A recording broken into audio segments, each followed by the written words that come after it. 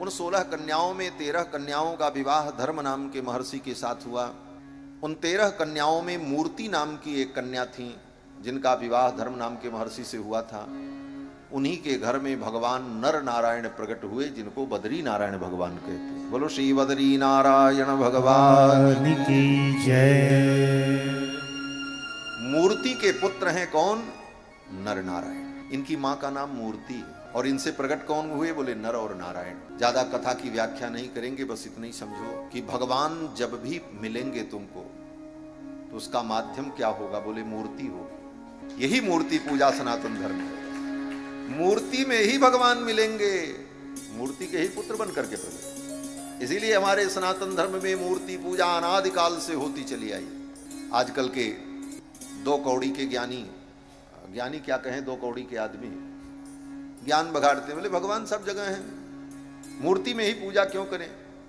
बोले भगवान तो सब जगह हैं, तो जो सब जगह है तो फिर मूर्ति में भी तो है, तुमको आपत्ति क्या? जो भगवान सब जगह है वो मूर्ति में भी है। अब रही बात पूजा की, तो पूजा हम कहां करेंगे? बोले सब जगह हम पूजा नहीं कर सकते। भगवान तो नाली में भी है, जहां कचरा बह रहा वहां भी भगवान है, लेकिन वहां कहा जाए कि जाओ बैठ करके ध्यान लगाओ, ध्यान लगेगा? भगवान तो तुम्हारे घर के बाथरूम में भी, कहा नहीं, जहां तुम मलमूत्र का त्याग करते वहां भी भगवान है अंतर्यामी। लेकिन तुमको कहा जाए जाओ उसी बाथरूम में बैठ करके माला लेके जप करो, आरती उतारो बाथरूम की, वो भगवान है? होगा? असंभव। जहां पर हमारी भावना दृढ़ होगी, जहां पर उस रूप के प्रति भाव जागृत होगा, वहीं हम पूजा कर पाएंगे। इसलिए पूजा तो मूर्ति में ही की जाती है। यही सनातन धर्म है। और मूर्ति पूजा कौन नहीं करता? मूर्ति का मतलब होता है एक प्रतीक। जिस प्रतीक को हम परमात्मा का स्वरूप मान करके अपनी निष्ठा और भावना की गणित लगाएं, उसी का नाम मूर्ति है। प्रतीक, प्रतीक की पूजा। और प्रतीक की पूजा सब करते हैं। दुनिया का एक पंथ है इस्लाम। इस्लाम के लोग कहते हैं हम बुत परस्ती नहीं करते।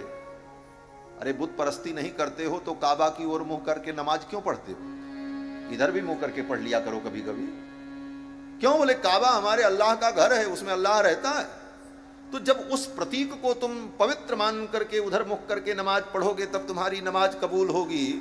तो हम भगवान को सामने बैठा कर उनकी आरती उतारेंगे, तभी हमारी आरती इनको स्वीकार होगी।